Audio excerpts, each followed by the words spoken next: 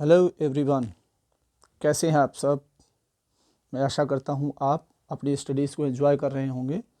और मैंने पहले भी वीडियोस में कहा था, अगर आपको कोई दिक्कत है तो आप डोंट फेस एनी प्रॉब्लम, उस प्रॉब्लम को नोट करिए, ट्रेस करिए और मुझे कमेंट बॉक्स में दीजिए, ठीक है। मैं आपको वीडियोस पहुंचाता रहूँगा जिससे आपके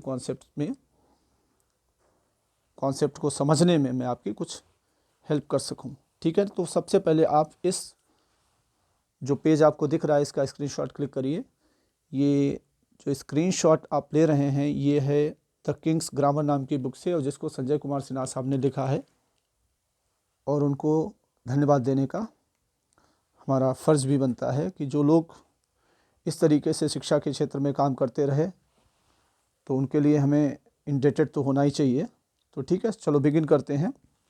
एक्टिव एंड पैसिव वॉइस। तो सबसे पहले एक्टिव एंड वॉइस को समझने की ज़रूरत ये है कि ये आखिर हमें कन्फ्यूज़ क्यों करता है। इसको समझने के लिए सबसे पहले हमारे पास होना चाहिए थोड़ा सा आइडिया रिलेटेड टू वर्ब्स, कि मतलब वर्ब्स का फंक्शन क्या होता है और वर्ब्स कैसे काम करती हैं। तो वर्ब्स का हमें आइडिया नहीं होता है, इसलिए थोड़ा सा हमें सफ़र या थोड़ी सी परेशानी हमें रहती है। तो अगर हम बात करें, सबसे पहले जो आपको दिख रहा होगा रेड कलर में एक्टिव एंड पैसिव वॉइस, उसमें लिखा हुआ है it is a form of a sentence that tells whether the action is done by the subject और the effect of the action is received.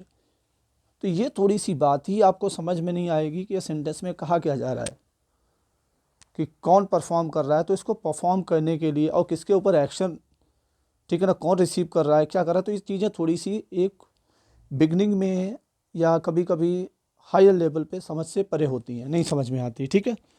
तो ये कॉन्सेप्ट से related video है, तो थोड़ा सा आप ध्यान रखिएगा। आपने सुना होगा ट्रांसिटिव एंड इंट्रांसिटिव वर्ब। एक वर्ब होती है ट्रांसिटिव और एक होती है intransitive. Transitive means with object और इंट्रांसिटिव मीन्स होता है विदाउट ऑब्जेक्ट। तो इसको रिकॉग्नाइज कैसे करें, इसके लिए मैं एक सेपरेट वीडियो डालूंगा ट्रांसिटिव और इंट्रांसिटिव वर्ब पे, तो आप थोड़ा सा कॉन्सेप्ट उससे अपनी मैच कर सकेंगे, जिससे वो आपको थोड़ा सा क्लियर आइडिया देगा। तो अभी हम कवर करें एग्ज़ाम्स भी कुछ लोगों के, तो इसलिए एक्टिव एंड पैसिव के कॉन्सेप्ट को ही पहले क्लियर करते हैं। अपना पेन पेपर एक्टिव रखिएगा, मेरे पास रिटन नोट्स नहीं है अभी आपके लिए, तो मैं बताता जाऊंगा, वो आप नोट करते जाइएगा, ठीक है।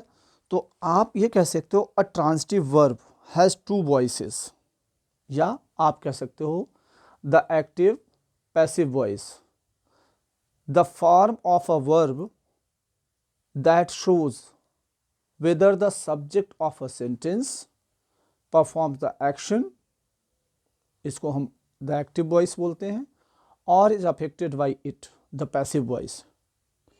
हिंदी में आप ऐसे कह सकते हो कि जब एक्शन सब्जेक्ट के द्वारा किया जाता है तो वो होता है एक्टिव वॉइस, और जब हम ऑब्जेक्ट को पहले ले आते हैं तो वो हो जाता है पैसिव वॉइस, ठीक है। दूसरे तरीके से क्या समझते हैं, जैसे एक्टिव, कौन एक्टिव, यहाँ पर बेसिकली हम सब्जेक्ट के लिए यूज़ करते हैं। जैसे जब सब्जेक्ट एक्टिव है, एक्टिव का मतलब होता है जब कोई कुछ कर रहा है, जैसे कोई सो रहा है तो आप उसको कहोगे कि नहीं ही इज़ एक्टिव। अगर कोई सो रहा होता है या काम करने में लेट करता है, काम टाइम से नहीं करता, तो लोग कहते हैं ही इज़ वेरी पैसिव, और जो वो क्विक रिस्पॉन्स देता है उसको बोलते हैं active.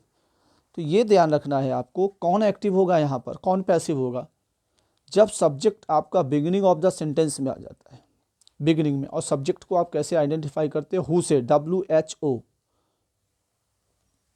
Okay. So when a subject acts the sentence is said to be in active.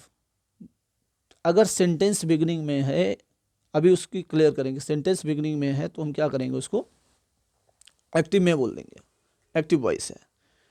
जैसे ही राइट्स ए लेटर, आप क्वेश्चन पूछिए, आप who writes a letter, he writes a letter, तो बिगिनिंग में आ गया है, वर्ब से पहले सब्जेक्ट आ रहा है। नेक्स्ट सेंटेंस हम देखते, she is doing her work, तो इसमें भी सब्जेक्ट पहले आ गया है। तो आपको सबसे पहले सब्जेक्ट को आइडेंटिफाई करना है। स्ट्रक्चर बताया था मैंने बिगिनिंग में एक वीडियो में, subject plus verb plus object, तो वही चीज़ यहाँ पर भी आपको ध्यान रखनी है। अब पैसिव वॉइस को देखते हैं, कंपैरेटिव स्टडी करेंगे तो थोड़ा सा समझ में आ जाएगा। यहाँ सेंटेंस है ही राइट्स अ लेटर, ठीक है। यहाँ सेकेंड सेंटेंस जैसे ही पैसिव वॉइस में आया है, आप देख रहे हो a letter is the subject, a letter is here subject, now a letter is coming at first. यहाँ पैसिव वॉइस में क्या हुआ, सब्जेक्ट को हमने यहाँ प्लेस कर दिया है, हिम लास्ट में डाल दिया है, और जो ऑब्जेक्ट है यहाँ पर अ लेटर उसको पहले लिख दिया है। अब एक चीज़ बताओ, यहाँ तो पहले लेटर बाद में आ रहा है तो लेटर पैसिव है।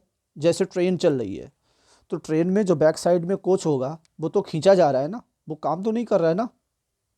अब ऐसे ही आप समझ लीजिए, अब हमने क्या किया, अ लेटर यहाँ पर पीछे वाला कोच है जो खींचा जा रहा है। अब इसने ही ने कहा कि भैया हमने बहुत देर खींच लिया, अब तुम आ जाओ एक्टिव मोड पे, हम तो जा रहे हैं पैसिव मोड पे, मतलब अब हम सोएंगे, अब तुम गाड़ी को खींचो। Got it. तो जब आप कह सकते हो सब्जेक्ट जो है ऑब्जेक्ट को रिस्पॉन्सिबिलिटी दे देता है एक्शन करने की, हालांकि एक्शन वही करता है लेकिन आप ऐसे ऐसे समझ सकते हो, ठीक है। तो ये हो गया एक्टिव और पैसिव वॉइस। एक्टिव में सब्जेक्ट एक्टिव है और पैसिव में ऑब्जेक्ट एक्टिव है, पहले है, ठीक है। एक तो ये कॉन्सेप्ट हो गई। दूसरी कॉन्सेप्ट ये होती है, आप ऐसे समझ सकते हो कि एक्टिव वॉइस में हम डूअर को इम्पोर्टेंस देते हैं, ठीक है। जैसे अगर किसी को बताना है कि ये काम किसके द्वारा किया गया, तो हम बताएंगे he has done this work, XYZ has one the competition, wow. तो उसकी इम्पोर्टेंस को जब हमें दिखाना होता है किसी सेंटेंस में तो हम एक्टिव वॉइस का यूज़ करते हैं, ठीक है। जब हमें सेकंड पॉइंट आता है, जब हमें केवल काम से मतलब होता है, उसके डूअर से मतलब नहीं होता है, तब हम पैसिव स्ट्रक्चर का यूज़ करते हैं। जैसे आप कह सकते हो Jim has written a story, तो यहाँ पर हम ये बताना चाहते हैं कि जिम जो है डूअर है और उसको इम्पोर्टेंस हम दे रहे हैं। इसको इसी तरीके से कहते हैं a beautiful story has been written. तो इसमें क्या हो गया, इस जो सेंटेंस हमने बोला a beautiful story has been written, यहाँ पर अगर हम बात करें तो यहाँ पर हमें केवल एक्शन से मतलब है, डूअर से नहीं, ठीक है। दूसरा क्या होता है कि हमें पता है और उस डूअर का नाम लेना नहीं चाहते,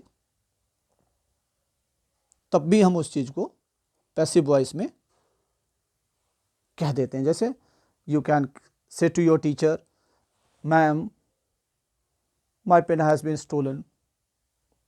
इससे मतलब नहीं किसने उठाया है या किसने चुराया है, my pen has been stolen, who has stolen, this is not clear. तो कई सारे यूज़ होते हैं, इसको आप किसी भी तरीके से समझ सकते हो। Active when subject is active, when passive it means subject is passive. तो इसमें स्ट्रक्चर थोड़े से चेंज हो जाते हैं। स्ट्रक्चर क्या आता है, जो मैंने पहले स्ट्रक्चर की बात की थी तो उसमें हमने लिया था subject plus verb plus object, ठीक है। इसमें क्या होता है, जब हम इसमें की स्ट्रक्चर ऐसी हो जानी है आपकी, जो ऑब्जेक्ट आ जाएगा वो फर्स्ट पोजीशन पे यहाँ आ जाएगा और सब्जेक्ट आ जाएगा आपका लास्ट में, ठीक है। हम लिखते हैं रचित राइट्स अ लेटर। अब इसको हम इस तरीके से चेंज करेंगे, रचित तो आपका यहाँ आ गया और अ लेटर आपका बिगिनिंग में आप कर दिया। अब इसको चेंज करने का मतलब नेक्स्ट स्ट्रक्चर क्या होगा, जब एक्टिव से हम पैसिव कन्वर्ट करते हैं तो हमें ध्यान रखना है वर्ब की थर्ड फॉर्म यूज करते हैं, V3। Got it. तो राइट की थर्ड फॉर्म क्या हो गई, रिटन। अब एक हमें चेंज जो करना होता है उसमें वर्ब में ध्यान रखना, जैसे सिंपल प्रेजेंट अगर टेंस आ रहा है तो उसका जो एक्टिव स्ट्रक्चर होता है उसमें हम यूज करते हैं डू, डज या वर्ब की फर्स्ट फॉर्म। तो जो इसका पैसिव स्ट्रक्चर जो होगा ना वो हो जाएगा is, am are plus verb third. जो एक्टिव स्ट्रक्चर होगा उसमें हम all types of verb form use करते हैं, verb first, second and third. ठीक है, यहाँ पैसिव में जो होता है only verb third form is permissible, means only 8 structures are possible of passive voice. इसी तरीके से हमारे सामने कुछ अदर स्ट्रक्चर्स भी आएंगी, तो वो स्ट्रक्चर्स आपको ध्यान रखनी है। स्ट्रक्चर्स क्या होंगी, जैसे ये सिंपल प्रेजेंट टेंस का हम यूज़ करते हैं पैसिव में, is am are plus verb third. अब दूसरा डाउट आता है, जब हम प्रेजेंट कंटिन्यूअस को लेंगे, प्रेजेंट कंटिन्यूअस में आता है is am are plus verb की आईएनजी फॉर्म होती है यहाँ पर। ठीक है, अब इसको पैसिव स्ट्रक्चर में हम कैसे लेके जाएंगे। अब इज एम आर हमने तो ऑलरेडी यूज़ कर लिया, यहाँ पे वर्ब थर्ड फॉर्म आ रही है यहाँ पे, तो हम यहाँ पर क्या करेंगे, जितने भी कंटिन्यूअस होते हैं, याद रखना इस चीज़ को, उसमें हम पैसिव में बीइंग ऐड कर देते हैं। क्या ऐड करेंगे, being plus verb third form. तो यहाँ हो जाएगा is am are plus verb third. ठीक है, अब सेंटेंस हम देते हैं, Ruchit is writing a letter. Circle किया सब्जेक्ट को, ऑब्जेक्ट को यूं चेंज किया, a letter is being, being आ गया। यहाँ मैंने आपको बताया था वर्ब की थर्ड फॉर्म तो आपको करनी है, रिटन बाय रुचित, डन। ठीक है, बाकी हम सेंटेंस चेंज की बात नेक्स्ट वीडियो में करेंगे। यहाँ पर कुछ चीज़ें हम और बता देते हैं कि सबसे पहले जैसे ही सेंटेंस आपके पास आता है, आपको व्हाट लगाना है, व्हाट प्लस वर्ब, ये आपको सब्जेक्ट बताती है, आप ठीक से अपना लिख लेना, व्हाट प्लस वर्ब। जैसे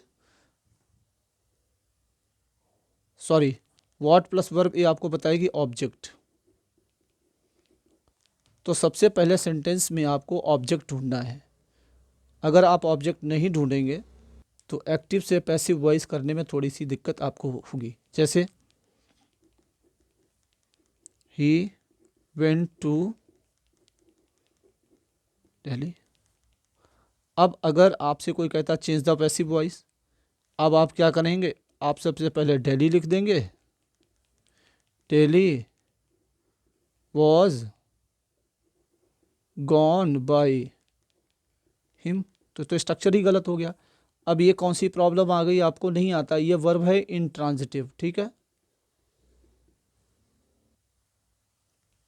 ठीक है, ये वर्ब हो गई आपकी he went to Delhi, intransitive verb हो गई, तो ये सेंटेंस तो हो जाएगा गलत। तो सबसे पहले को आपको क्या पूछना है, व्हाट, कि वर्ब में आपको फाइंड आउट करना है ऑब्जेक्ट। क्या फाइंड आउट करना, ऑब्जेक्ट। ठीक है ना, आपको ऑब्जेक्ट फाइंड करना। अगर सेंटेंस में ऑब्जेक्ट है तो आप समझ लो उसका पैसिव बनेगा, अगर ऑब्जेक्ट नहीं है तो उसका पैसिव नहीं बनेगा। क्यों, कभी कभी एग्जाम में पूछ देते हैं, ऐसे स्ट्रक्चर दे देते हैं तो आपको वैसे छोड़ देने पड़ते हैं। इंट्रांजिटिव के पैसिव जो बनते हैं तो एक कॉग्नेट ऑब्जेक्ट का कॉन्सेप्ट होता है, अगर वो उनके साथ हैं तो बनते हैं, अदरवाइज नहीं बनते हैं। तो ऑब्जेक्ट निकालने के लिए जैसे ये सेंटेंस हमने लिया हुआ है यहाँ पर, Ruchit is writing a letter. आप इस तरीके से पूछ सकते हैं, व्हाट इज राइटिंग, ठीक है ना, या what Ruchit is writing, answer आ रहा है अ लेटर, ये आपका हो गया ऑब्जेक्ट। तो आप समझ जाएंगे इसका पैसिव चेंज होना है। ठीक है, अगर ऑब्जेक्ट नहीं मिलेगा तो उसका पैसिव वॉइस नहीं होगा। बेसिकली 8 टेंसेस के स्ट्रक्चर जो होते हैं, 8 टेंसेस, उनका ही पैसिव वॉइस बनता है। तो इसमें हम ऐसे देख लेते हैं जिनका पैसिव वॉइस नहीं बनता है। 8 tenses passive voice can be made. ठीक है, अब दूसरा फिर क्या आता है, जो 4 टेंसेस होते हैं। एक तो all perfect tenses, all perfect continuous add कर लीजिए आप यहाँ पर। All perfect continuous tenses have no passive structure. आप नोट्स अपने पास ठीक से लिख लीजिएगा, मेरे पास थोड़ा सा टाइम का अभाव है, इसलिए थोड़ा सा मैं आप तक कॉन्सेप्ट पहुंचा रहा हूं। ज़रूरत होगी तो आगे हम और कर देंगे वीडियोस में प्रॉपर तरीके से, लेकिन अभी आप नोट कर लीजिए। All perfect continuous tenses have no passive voice.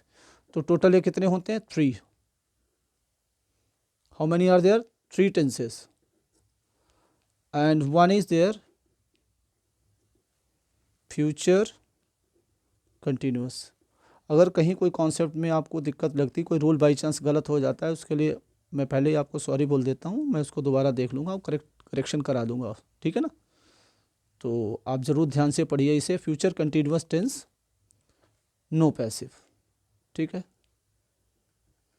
तो ये टोटल हो गए आपके, एक सेंटेंस हो गया। 4 टेंसेस की पैसिव स्ट्रक्चर नहीं होती हैं, तो only 8 tenses are there that follow the passive structure. अब हम कुछ और सेंटेंसेस के एग्जांपल्स को लेंगे। तो अभी तक ये रूल हमने क्लियर किया है कि पैसिव वॉइस में ऑब्जेक्ट एक्टिव होता है और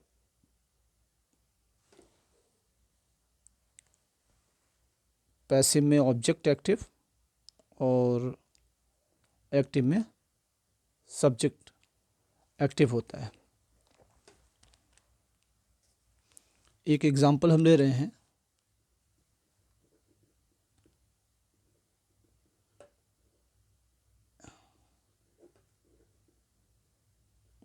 एनिमल्स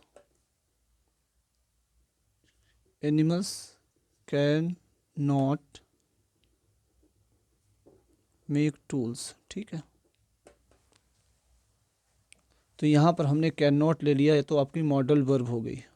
यहाँ रूल बता देते हैं, मॉडल वर्ब। ठीक है, तो जब आप मॉडल वर्ब होती है उसमें plus be plus verb third form का हम स्ट्रक्चर ध्यान रखते हैं। जैसे सबसे पहले आपको क्या फाइंड आउट करना है? ऑब्जेक्ट। क्या फाइंड आउट करना है? ध्यान रखना इस चीज़ को, object. So what animals can't make, object आ रहा है क्या? टूल्स। ये आपका हो गया ऑब्जेक्ट। तो आपको समझ हो गया इसको, और इसको कान पकड़ के इधर कर देना है, इसको इधर कर देना है। ठीक है, तो टूल्स हो गया आपका सब्जेक्ट। मॉडल वर्ब में सब्जेक्ट वर्ब एग्रीमेंट का कोई फर्क नहीं पड़ता है। ठीक है, तो आप टूल्स कैन नॉट, क्या बताया है? Modal verb as it is हमने ले ली प्लस बी, उसके बाद क्या बताया? Verb third. मैंने बताया पैसिव वॉइस में एक्टिव में जो वर्ब होगी पैसिव वॉइस में उसका थर्ड फॉर्म लगा देना है। Tools can not be made. यहाँ टेंस चेंज नहीं होता, यहाँ स्ट्रक्चर चेंज होता है। और एक्टिव और डायरेक्ट और इनडायरेक्ट स्पीच में वहाँ टेंस चेंज होता है।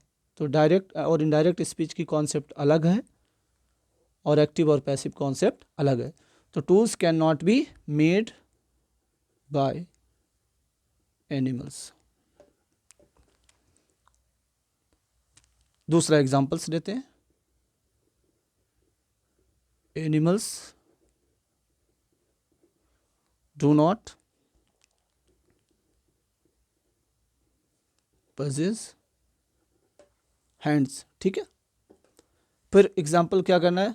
एग्जाम्पल लेने के बाद सबसे पहले आपको ऑब्जेक्ट निकालना है। What animals don't possess, answer आ रहा है हैंड्स। सब्जेक्ट अगर निकालना, सब्जेक्ट तो ऑलरेडी बिगनिंग में है। कभी कभी ऐसी स्ट्रक्चर आती हैं, ठीक है ना, फिलहाल एक्टिव और पैसिव वॉइस में नहीं दी जाती हैं। जब आपका सब्जेक्ट लास्ट में होता है तो उसको भी, सब्जेक्ट को भी आप हु से निकाल सकते हो। सब्जेक्ट हु प्लस वर्ब,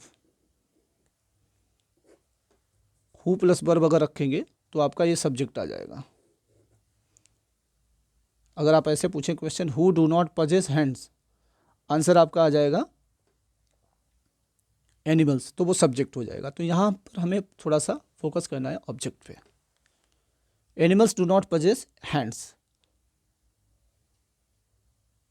तो हम हैंड्स को लाएंगे पहले, ये हो जाएगा हमारा subject now. Hands, animals plural है, हैंड्स प्लूरल है, तो यहाँ पर हमें वर्ब भी प्लूरल ही रखनी है। कभी कभार सिंगुलर आ जाता है तो हमें वर्ब भी चेंज करना पड़ता है, उसका सब्जेक्ट वर्ब एग्रीमेंट थोड़ा सा ध्यान रखना पड़ता है। देखते हैं, animals do not possess hands, ठीक है। हैंड्स, अब डू नॉट किस में चेंज होगा? मैंने बताया था जो सिंपल प्रेजेंट होता है उसमें पैसिव के स्ट्रक्चर में हो जाता है इज, एम, आर। तो हैंड्स आर नॉट, अब यहाँ पर आ गया है पजेस। अब इसकी थर्ड फॉर्म तो भाई चाहिए, अब थर्ड फॉर्म क्या होगी? ये सारी चीज़ें आपको याद करनी पड़ेंगी। Hands are not, POSSESSED, possessed by animals. तो आप देख रहे होंगे बाय का यूज़ हो रहा है ना। तो ये बाय जो है पैसिव वॉइस में लगा देते हैं। सब्जेक्ट को जहाँ पर शिफ्ट करते हैं उससे पहले उसको एक सपोर्ट में लगा देते हैं। बाई आप कह सकते हो इसका एक कर्टियर है या गार्ड है, कहीं ऐसा ना हो ये यहाँ से सोते हुए भाग जाए, तो इसलिए हम पहले बाई को यहाँ पर इसकी सुरक्षा के लिए लगा देते हैं। जैसे ये सो रहा है, पैसिव मोड में हो तो ये गिर न जाए, ठीक है। तो बाई को हम ऐड करते हैं। कुछ डिफरेंट स्ट्रक्चर्स होते हैं वो बाई के अलावा भी लगाते हैं, तो हम बता देंगे वो स्पेशल स्ट्रक्चर्स में। नेक्स्ट हम देखते हैं next example, we need 6 camels for our work।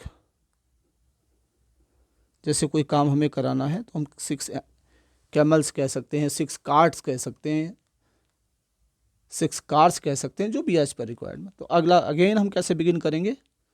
What we need. अब यहाँ सब्जेक्ट थोड़ा सा चेंज हो गया, 6 कैमल्स। How many? 6 कैमल्स। ये आपका यहाँ नहीं जाएंगे, तो हम इसको लेकर के यहाँ आए और इसको ऐसे कर दिया। तो सबसे पहले हम डालेंगे 6 कैमल्स। थोड़ा सा आप भी चेंज करके देख लीजिए, उसके बाद इसको चेंज आप क्रॉस चेक कर लीजिए, जिससे आपको पता चल जाएगा कि आप सही कर पा रहे हो नहीं। 6 कैमल्स, तो सेंटेंस फिर आपको पहचानना पड़ेगा ये किस टेंस में है। नीड आपका सिंपल प्रेजेंट में है, तो यहाँ पर फिर हम लगाएंगे 6 कैमल्स आर। अब वर्ब की कौन सी फॉर्म आएगी बताना ज़रा? Verb third. तो हम यहाँ लगाएंगे 6 कैमल्स आर नीडेड। किसके द्वारा? सब्जेक्ट को जब शिफ्ट करेंगे तो हम क्या लगा देंगे? बाय। क्यों? जिससे ये भाग न जाए, बाय अस। और फिर क्या होगा? For our work. ठीक है, तो आज हम इतना ही कवर कर रहे हैं। नेक्स्ट वीडियो में हम स्ट्रक्चर्स को ठीक से कवर करेंगे एग्जांपल्स के साथ। तो आप इस वीडियो को देखिए, कोई डाउट होता तो ज़रूर आप कमेंट्स बॉक्स में लिखिए, ठीक है ना। उन चीज़ों को हम नेक्स्ट वीडियो में कवर करेंगे। Bye bye, take care, God bless you all.